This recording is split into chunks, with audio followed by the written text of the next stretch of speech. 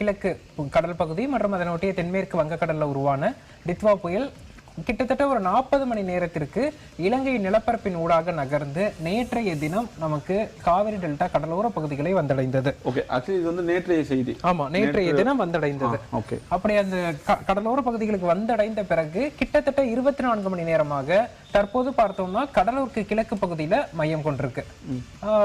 கடந்த ஒரு 24 மணி நேரமாக பார்த்தோம்னா இந்த புயலின் மையப்பகுதியை நோக்கி இந்த பார்க்கிறோம் ஒரு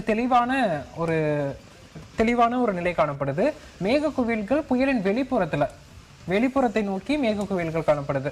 இது காரணம் என்ன அப்படின்னு பார்த்தோம்னா, புயல் இலங்கையில் பெரும் பாதிப்பை கொடுத்து டெல்டாவின் கடலோர பகுதிகளை வந்தடைந்த பிறகு வறண்ட காற்றின் ஊடுருவல் புயலின் மத்திய பகுதி வரைக்கும் ஊடுருவிருக்கு அப்படின்னு எடுத்துக்கலாம். இந்த வறண்ட காற்று மற்றும் காற்று முறிவினால பாதிக்கப்பட்டு மழை மேகங்களை உருவாக்க முடியாமல் புயல் வந்து தடுமாறி வருகிறது.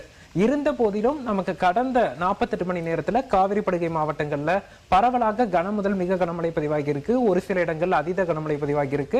குறிப்பா கடந்த 2 நாட்கள்ல நாகப்பட்டினம் மாவட்டம் கோடியக்கரையில் கிட்டத்தட்ட 36 சென்டிமீட்டர் அளவிற்கு மழைப்பொழிவு பதிவாகி இருக்கு. அதே போல காரைக்காலில் 32 சென்டிமீட்டர் அளவிற்கு மழை பதிவாகி இருப்பதை பார்க்க முடியுது. இன்று நவம்பர் 30ஆம் தேதி காலை 8:30 மணி நிலவரப்படி காரைக்காலில் 19 சென்டிமீட்டர் மழையும், மயிலாடுதுறை மாவட்டம் செம்பனார் கோயிலில் 17 சென்டிமீட்டர் மழையும், அதே போல திருவெண்காடு பகுதிகளில் 22 சென்டிமீட்டர் மழையும் பதிவாகி இருப்பதை பார்க்க முடியுது. இந்த சூழல்ல டெல்டா கடற்கரை, நாகை கடற்கரையில் நிலவிய அந்த புயல் தற்போது கடலூர் கடல் பகுதி நோக்கி நகர்ந்திருக்கு.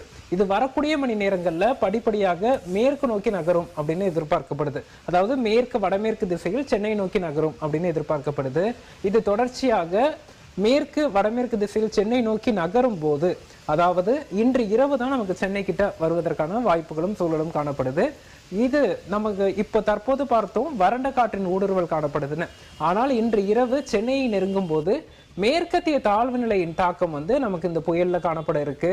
அதன் காரணமா இங்க இருக்கக்கூடிய வறண்ட காற்று விலகி ஈரப்பதமான காற்றை இது செலுத்தும்னு எதிர்பார்க்கப்படுது.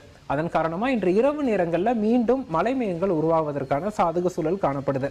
புயல் தற்போது மேகக்கூட்டங்களை உருவாக்க முடியாமல் திணறினாலும் புயல் என்ற நிலையில தான் நீடித்து வருகிறது. இன்று இரவு நாளை காலை தான் அது வலுவிழப்பதற்கான வாய்ப்பு. அப்படின்னா நம்ம என்ன எடுத்துக்கணும்னா, கடல்ல புயல் இருக்கு, அந்த மையத்தை நோக்கி செல்லக்கூடிய காற்றின் வேகம் 70 முதல் 80 கிலோமீட்டர் வேகத்துல இருக்கு. ஆனால் அதால மேக கூட்டங்களை உருவாக்க முடியாமல் சற்று சிரமப்படுது. அதற்கு காரணம் இந்த வறண்ட காற்றின் ஊடுருவல். அதன் காரணமா தான் இப்ப கடல் பகுதியெல்லாம் பார்க்கிறோம் பல்வேறு கடல் சீற்றமும் கடல் கொந்தளிப்பையும் பார்க்கிறோம். அதன் காரணமா மக்கள் கண்டிப்பாக இன்னைக்கு வார விடுமுறையாக இருப்பதன் காரணமா வெதர் நல்லா இருக்கு, நம்ம பீச்சுக்கு போகலாம் அப்படின்ட்டு நிறைய பேர் முயற்சி பண்ணுவாங்க. அதை தவிர்ப்பது நல்லது. இன்று ஒரு நாள் கடற்கரைக்கு செல்லாம